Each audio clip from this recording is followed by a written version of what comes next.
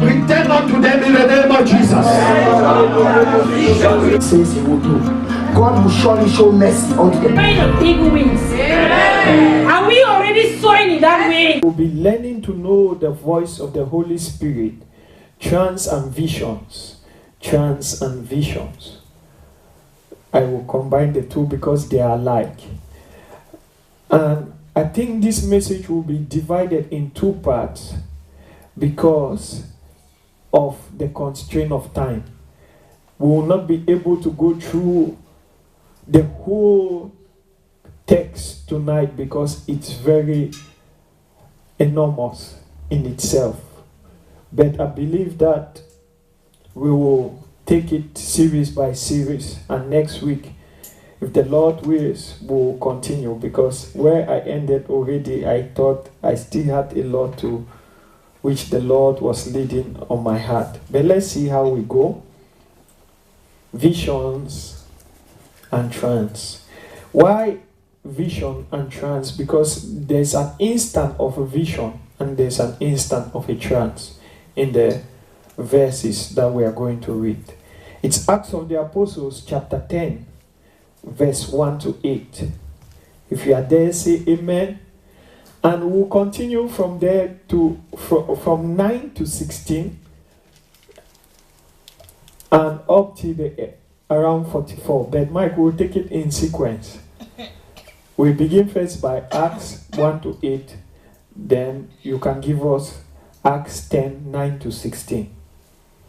Then you can still, if possible, Acts 10, 17 to 44. It's just a continuation of the next.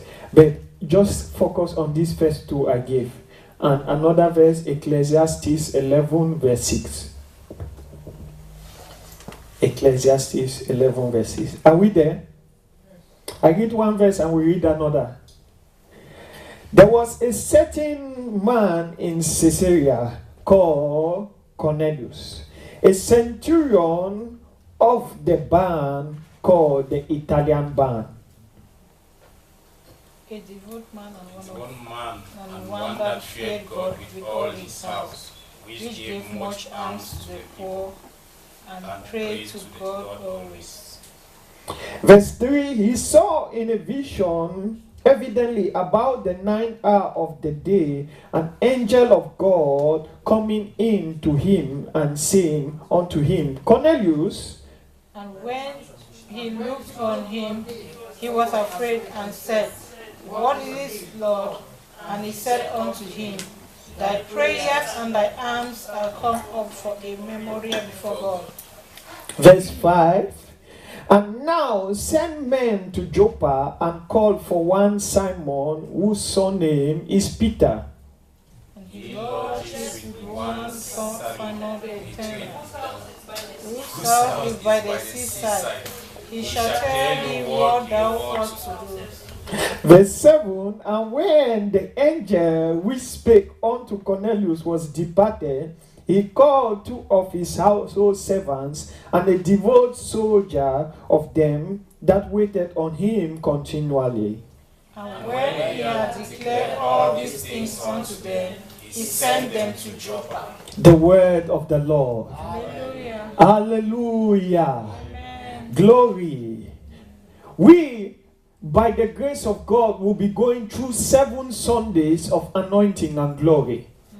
I believe these 7 Sundays, the Lord wants to touch our life. Amen. From last week's Sunday that we began, which was the 18th, we are going to end these 7 Sundays on the 30th and cross over on the 31st. Hallelujah. When the Lord, first of all, gave these 7 Sundays, when the Lord told me about these 7 Sundays, it was after the first Sunday.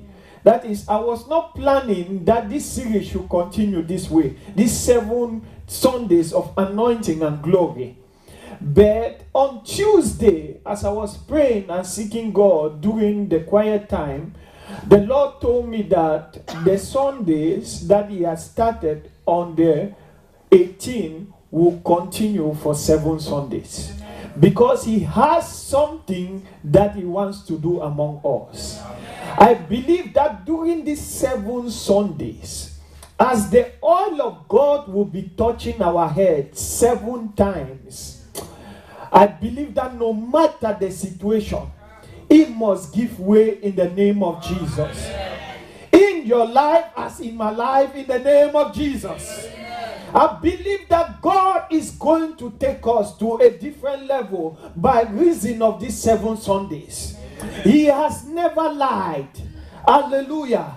When I was preparing to assign the moderator for the week, because I prayed to ask him for direction, and most of the time when I think of somebody, he changes that person because he sees what is coming ahead. And when it came to the time that I was trying to assign this week, he said it should be Karen. And how God plans his thing, it would not have been possible if she was working. Because normally she works and finishes and comes to church. But I didn't know that she will not work this week. But I walked by the fact that I believe that God that has spoken has decided to move.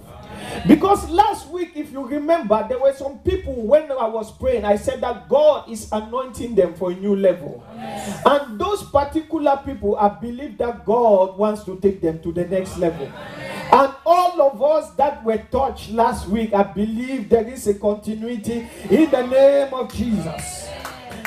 And when I asked her, how are we going to do on Sunday? She said, this Sunday I'm not working. I said, then don't you see that the circumstances, really, God shows that it's your time to move. And she wanted to, I said, look at the situations. You will see that God orchestrate things. You never told me you were not to work. If I had known that you were not to work, that is another situation. But when I don't know, it means God sees the end of a matter from the beginning. Hallelujah. Amen. That is why we are walking in a series called Being Led by the Holy Spirit. I too have to be training myself continuously. That is how all of us must be training ourselves to be sensitive to the leading of the voice of God. And tonight we are looking at a particular scripture that draws our attention to something that will take us to another level tonight. If that person is you, I want to hear you shout the believing amen. Amen. Glory to Jesus. In the books of Acts of the Apostles, chapter 10, the Bible speaks of a man called Cornelius. Cornelius was a man that was working in the Italian army. He was a centurion by profession, and he had gotten from grade to grade in the army. He was not just any kind of military man. He had grown to a level where he had control over 100 military men, because a centurion is a representation of a cent, which is 100. Hallelujah. And the Bible says that this centurion, this man called Cornelius, was a man who feared God, a devout man. In other words, it was a man that was committed to God's cause. He was a man that wanted God to be lifted in all he did. In other words, the profession of Cornelius did not stop him from serving God. A lot of times we say that our professions, our activities that we do hinder us from doing the work of God, hinder us from being in the presence of God, hinder us from acting in God's way.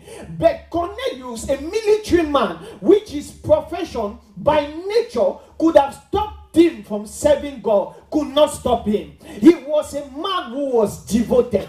The Bible, when the Bible says a man is devout, it doesn't chew its word. When it specifies that, it means what it says. Cornelius, a man who was devoted and feared God with all his house, not him alone. He had trained his house to walk in the ways of God. You know, military, when they speak, that's how it has to be. You must serve God by fire, by force. And the Bible says he and his entire house served God. And Cornelius didn't end that way. The Bible says, in addition to that, he was a man who gave much alms. He was a man that gave to the poor. He was a man that gave to people. He was a man that blessed the life of people. I want to tell you tonight, when you are committed to God, when you serve God, when you walk with God, it pushes you to give. There is no person that say, I love God, and walks in the vineyard of God and does not give. Everyone who serves God is a giver. Everyone who serves God is someone who does something for God. Because even God himself in John chapter 3 verse 16 says, for God so loved the world that he gave his only begotten son, that whosoever believes in him should not perish but have everlasting life. In addition to the fact that he was a military man, in addition to the fact that he was a devoted man, he compensated his actions by giving. The Bible says he gave to the poor. Oh, child of God, if you serve God, you must be a giver.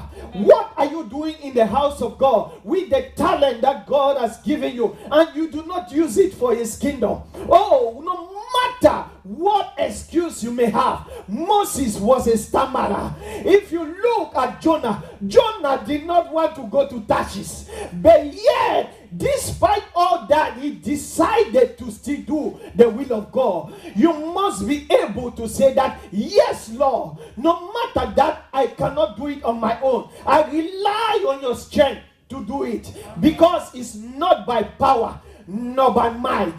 The problem that you cannot do what God is calling you to do is because you are relying on your power and might. You are relying on your intelligence. You are relying in your ways. You are relying in the things that you do. And sometimes you don't want to leave some things because you are afraid that when you leave those things, they will point you a finger that you say that you are a child of God, but you are acting thus. You want to enjoy the pleasures of the world. You want to walk according to the ways of the world, and you don't want to move to another level, like a baby that decides not to walk. You see, when the baby begins to walk, he begins to hang around the mom too much because he's afraid of the growth that is coming. He's afraid of the changes that is coming.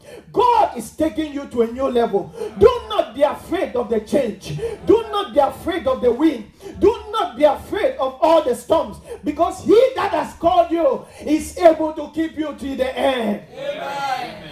If you will rely on his strength, because it's not by power, not by might, but by my spirit, said the Lord of hosts. If you have the Spirit of God in you, the Spirit of God will strengthen you, and even in your weakness, you shall declare, I can do all things. Not the things that I did before in my will, but I can do all things through the strength of Christ. There is someone ready to help you. There is help from above.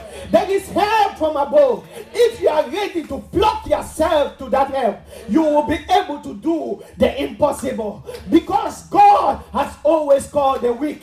The Bible says, even him says, let the weak say, I am strong. Let the poor say, I am rich. Because God does not look at your present, he looks at your future, because he's the God that calls those things that are not as if they were. If you will believe him for what he calls in the invisible, then he will make it in the visible. That is why you need to believe God no matter what, no matter the times, no matter the circumstances, no matter the situation. Say, I will lean on the Lord because he is my hope. Cornelius, a man who was devoted, a man who walked in the ways of God, yet he gave to God. The Bible says one day, in addition to that, he did not only end at that level, he was a man that prayed always. He was a man that loved prayer. Every time Cornelius will go to pray, I want to tell you, child of God, you cannot say you love God. You cannot say you like God and do not love the time of his presence, to draw power from him, to draw strength for him, to come in his presence and say, Lord, here am I. Touch me. Fill me again. put me again on the track so that I can do your will. I can do that which you've called me to do. I can walk in the destiny that you've called me. Hallelujah. Amen. You cannot say you love God and then you don't pray. Because when you love somebody, you like to talk to that person.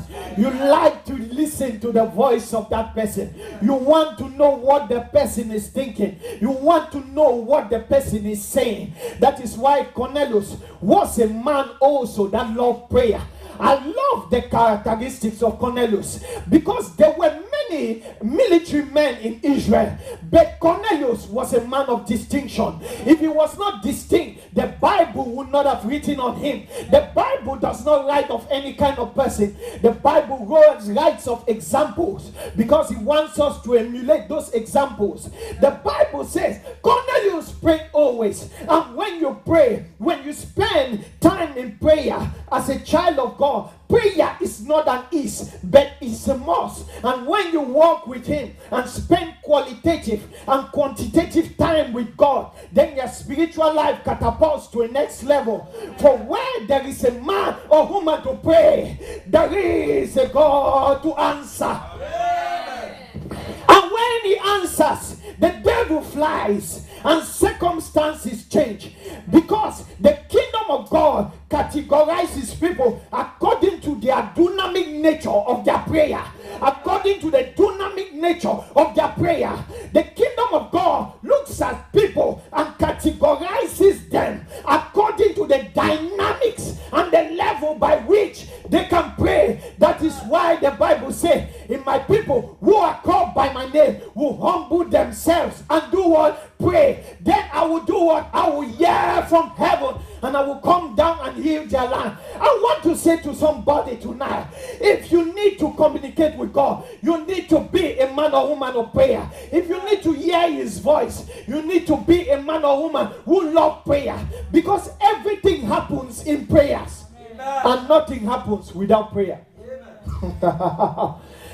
The Bible says Cornelius went for prayers, and as I said, prayer reveals our dynamic and dynamic nature in the kingdom of darkness. Let me go further. The Bible says in Acts of the Apostle, chapter 19, if you read verse 4 thereof, the Bible said there were 7 sons of Sceva. These sons said that we have seen Paul preaching and casting out demons. We have seen Paul doing miracles and signs. We also are going to take control of what Paul is doing. And the Bible said the 7 of them, their father was of all, their father was a high priest. And they thought that because their father is a priest, they can play with the things of God. The Bible said, they said, "Let us go." That madman in the quarter that we have been seeing all this while, he will be the first person where will demonstrate the power on him. The Bible said they went, the 7 of them, to the madman, and they said, "You man, we adjure you in the name of Jesus that Paul preaches." The demon said, "I know Jesus. I know Paul. Who are you?" That is why I say your level in the kingdom of darkness is known by your prayer. When you are a man or woman of prayer, the devil knows that you are a disturbing person. That is why they set a target to you. They fight you. They try to bring you down. But if you have to overcome, there is no battle that prayer cannot win. Amen. You must hold on to prayer. And the Bible says that Cornelius, a man who loved prayer, moved into the presence of God. And that fateful day, it was not like any day that he used to go. I want to tell you, there is a day called one day. Tell your neighbor, one day. One day. Tell your neighbor, one day. One day. There is a day called one day. The Bible says that day Cornelius went to pray as usual at the 9th hour. Something spectacular happened that had not been happening before. The Bible says an angel appeared. That one day that we speak about is a day called a day of visitation. When there their one day comes, if you are sensitive, you will catch that day. When you catch that day, that is where your life takes another level. That is where your life takes another form. But a lot of people have missed their one day of visitation because God is too busy. And sometimes he goes around looking for the people who are praying, because the Bible says his eyes run to and fro the earth to show himself strong towards those whose hearts are perfect towards him. So as God is moving his eyes, when he sees someone who has been faithful in prayer, that day and that person is connected, God can just visit and stop by and say, this is your day of visitation. And it was just the same thing that happened to Cornelius. Been praying for years, been doing good for years, but one day one day the angel of God appeared and said, Cornelius, I want to tell you something. Cornelius said, yes, Lord, I want to tell you something. All these your prayers you have been praying has come before God. Not only your prayers, even your giving has come before God for a memorial. I want to tell you, you may think that giving ends here, but when you give here, it goes to God as a sweet smelling savour. When you offer to people, it goes to God as a sweet smelling savour. I'm not talking about the giving that ends at your family level. You can bless your family, but it's a different thing to bless an outsider. To bless the work of God. That's when you know you have gotten to another level. The Bible says it's not only his prayer that was heard, but his giving also had come before God. You didn't hear me well. You didn't hear me well.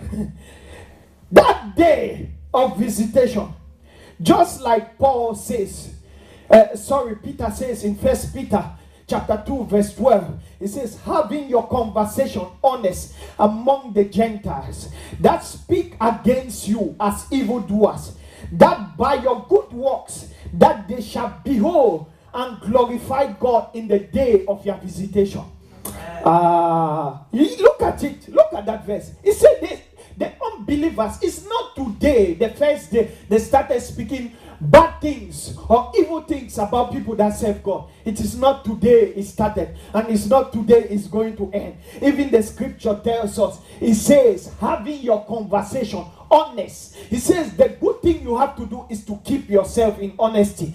Keep your mind at good pace, so that no matter what they say, no matter what the evildoers say, one day in the day of your visitation, they will look at those things that have been saying against you and change their word because of the good work that God has done for you. That is why I tell somebody, it is not yet time to give up. It is still time to hold on, because the journey is still long. The journey is still long. You need to hold on and press on till the end, because there is a one day. Amen.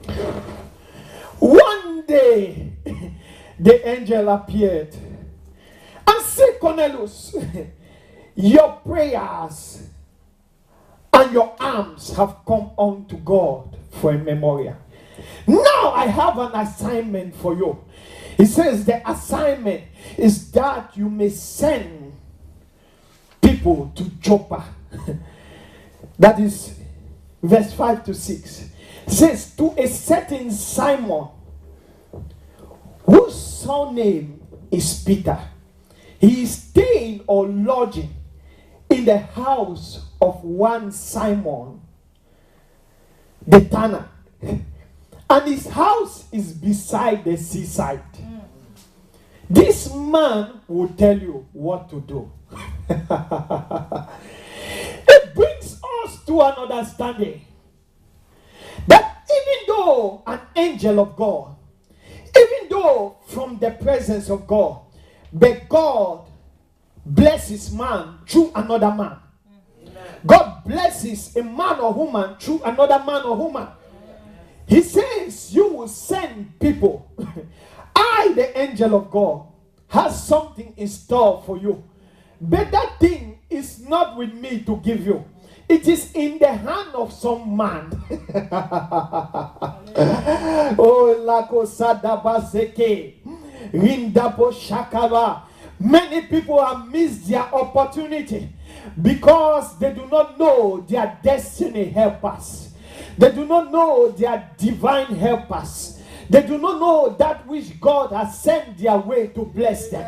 They do not know that which God has sent their way to take their life to the next level. The angel of God did not say, because you have been given, I have come to give you money back. I have come to give you this back. Because he knew that he had been promoting Cornelius. If not, Cornelius would not have been at the level of a centurion. Thank you, Jesus. He was not a man of low stature. He was a man of high stature in the military. And no one just enters the military and go to a high level. God had blessed him for his works over time. That is why that giving blessing did not bother Cornelius. He was already a man of status.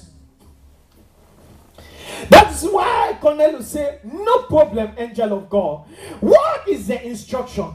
You will send men to this Simon. This Simon is called Peter. And he's still living with another man called Simon. But that Simon, the distinction is that he's a tanner. And he lives beside the sea. The Bible says, Cornelius called for 2 of his servants and added 1 military who was set as a guard to him, to go on a mission to look for the Apostle Peter. I want to tell you tonight, God's GPS does not miss its signal. Amen. A lot of times we think that God does not know us. God knows our exact location. Amen. He knows the exact place and time where we are at a particular time. Amen. That is why even David fell into sin, because in the days that kings went for war, David decided that day not to go for battle. He had to be at the battlefront. That day he decided to take a little nap.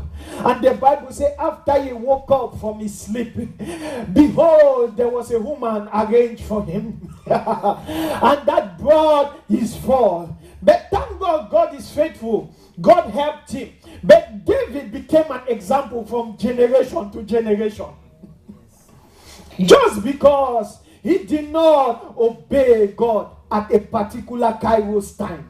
There is a time of prayer, and things happen in the time of prayer. Amen. If miracles has to happen in your life, if you have to see God, if you have to experience God, it is at the hour of prayer. Amen. At this hour, the 9th hour, the Bible says, Cornelius went to pray. And this, that which we have already explained, happened to him. And he directed the people according to the vision. You will go to Joppa. In the town of Joppa, search for Simon the tanner. He lives beside the seaside. And know that there is a man called Simon Peter there. When you meet him, tell him to come. A lot of times, when God speaks to us by instruction, because when God wants to change our lives, he gives an instruction. Amen. Oh, Father, help the scripture that it is only those who know the importance of prayer that see the power of prayer. Why then shall you waste your time to pray if you don't believe that your God will answer? Amen. Because many times our prayers are like trial by error. Let me just pray. They have said, let us pray. Let me just pray. Maybe it will happen. Let me just worship. Maybe it will happen. God doesn't answer the prayer of double-minded people. He answers the prayer of those that are determined. For the Bible says, since the days of John the Baptist until now, the kingdom of God suffered violence, and it is the violent that taketh it by force.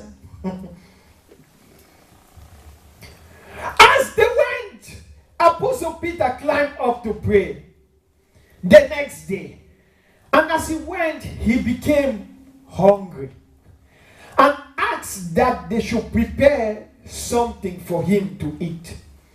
And when they had decided to do it for him, the Bible says he still decided to go to pray and fell into a trance.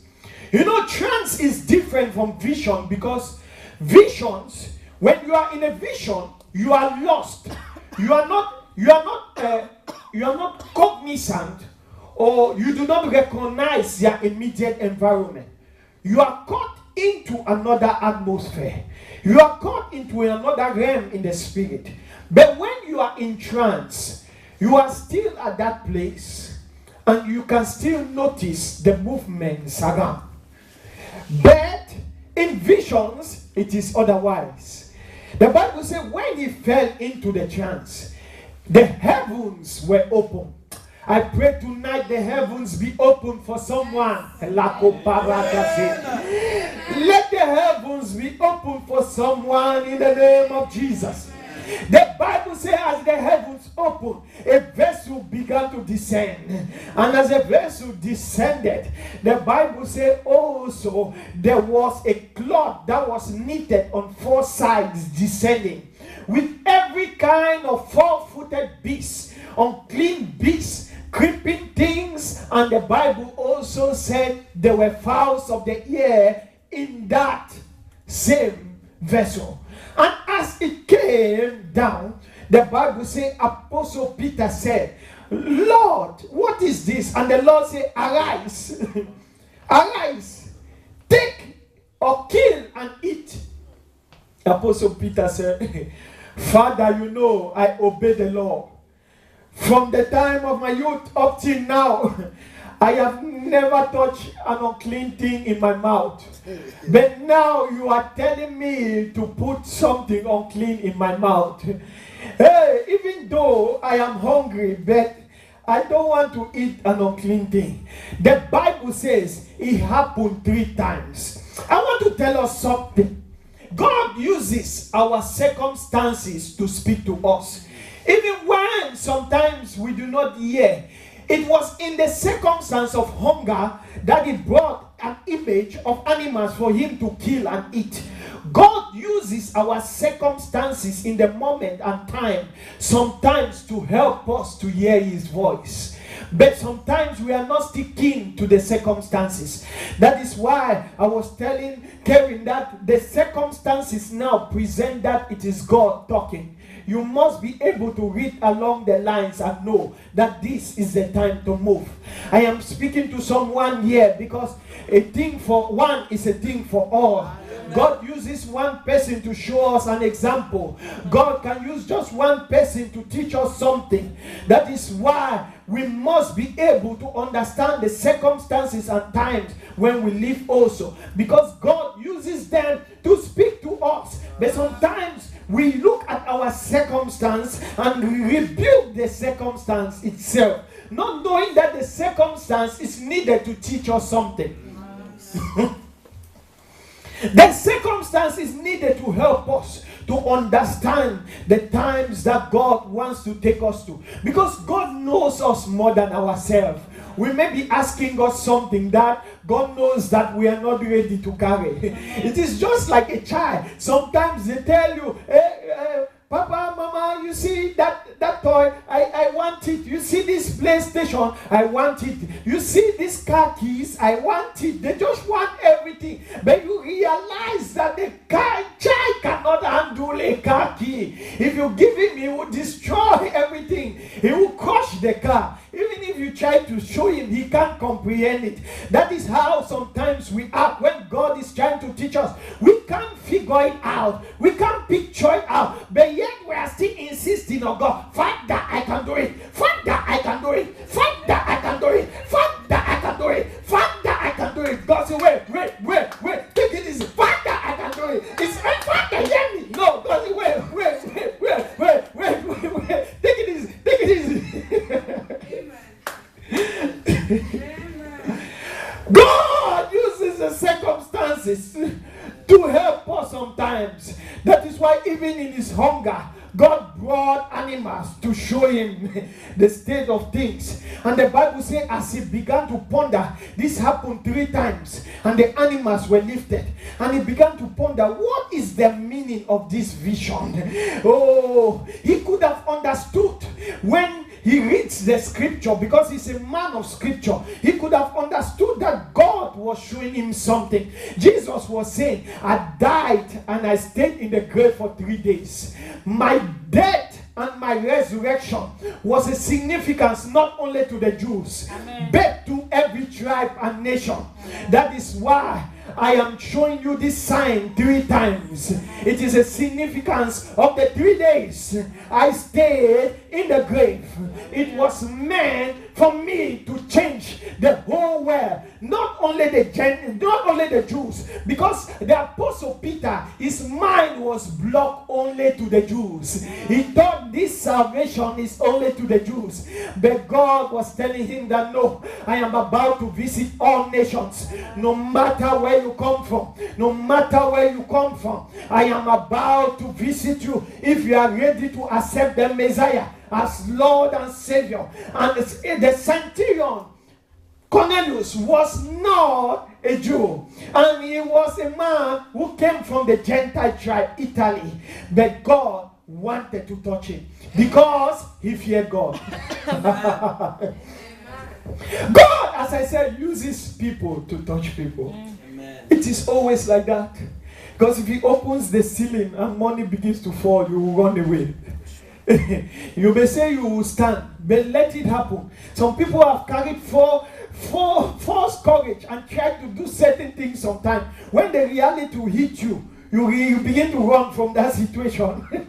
I remember one the deacon said he had the courage to go and shoot stone to military men. But when the bullet got one person, he began to urinate on himself.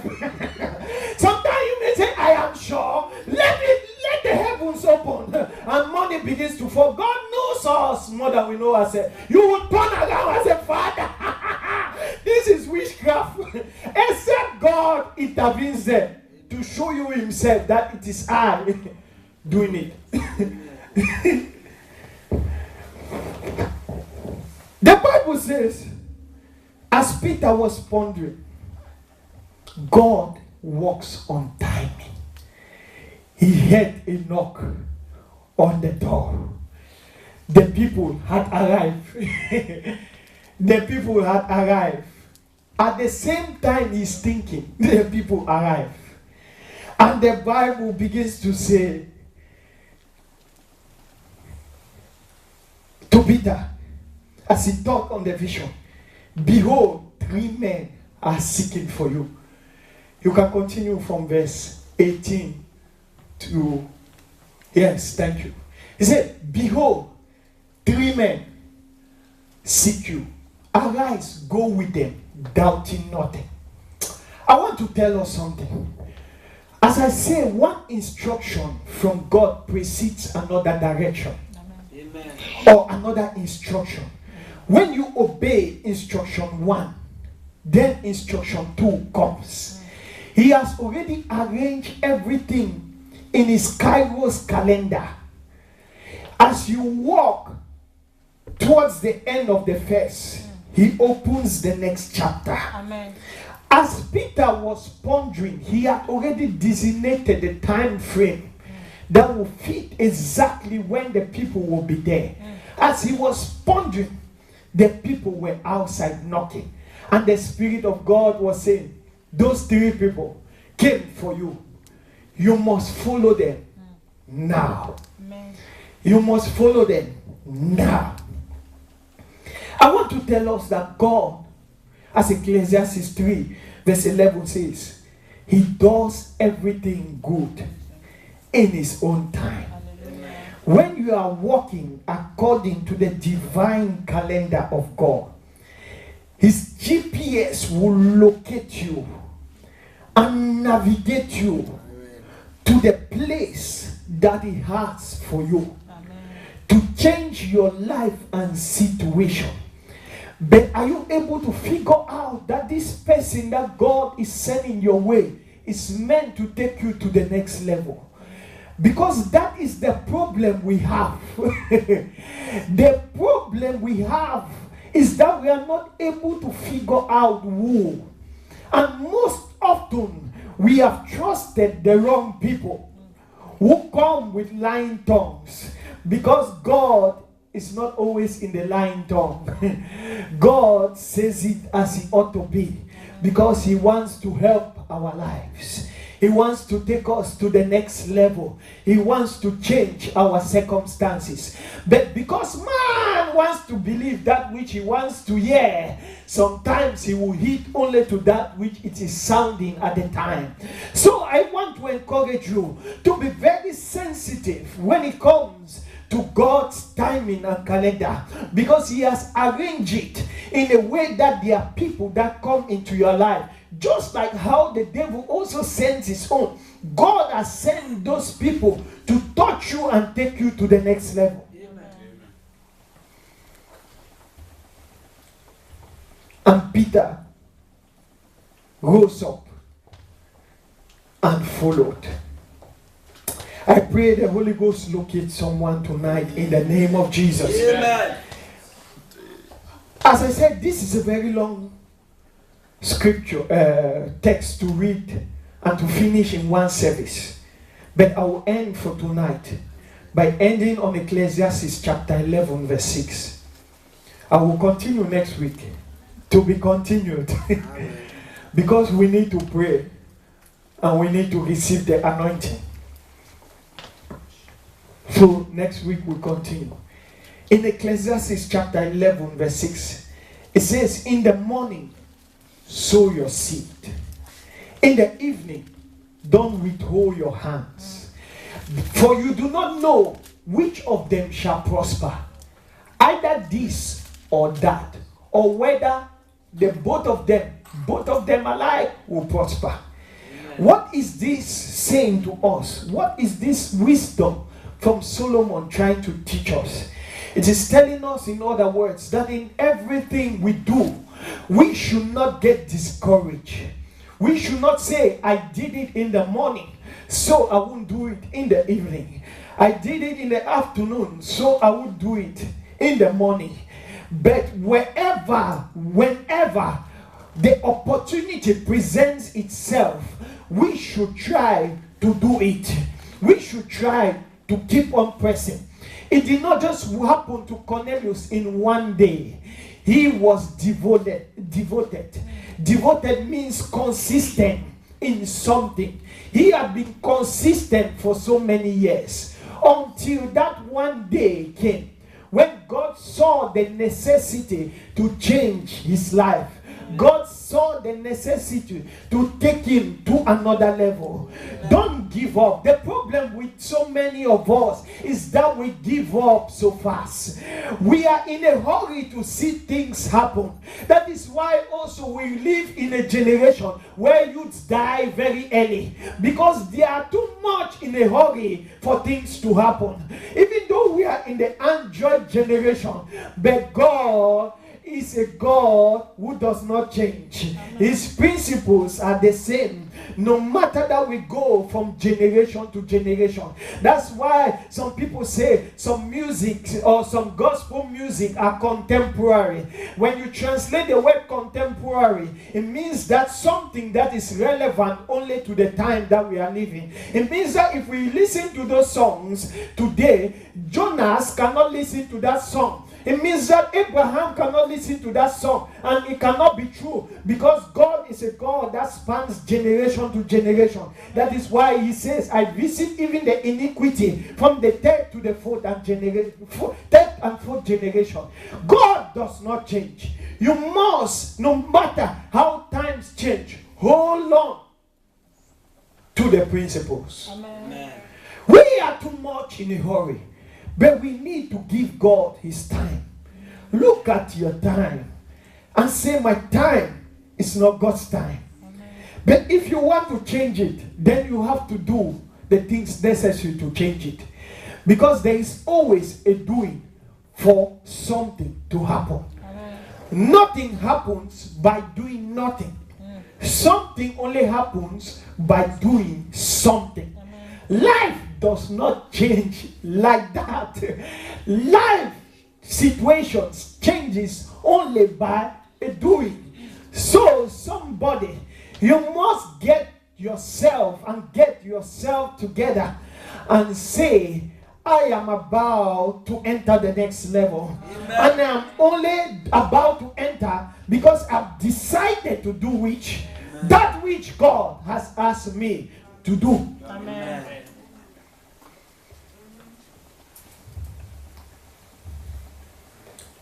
Hallelujah. Amen. Thank you, Lord Jesus. To be continued. We're going to pray. We want to pray tonight. We want to pray and say, Father, send my destiny. Help me to locate my destiny helpers.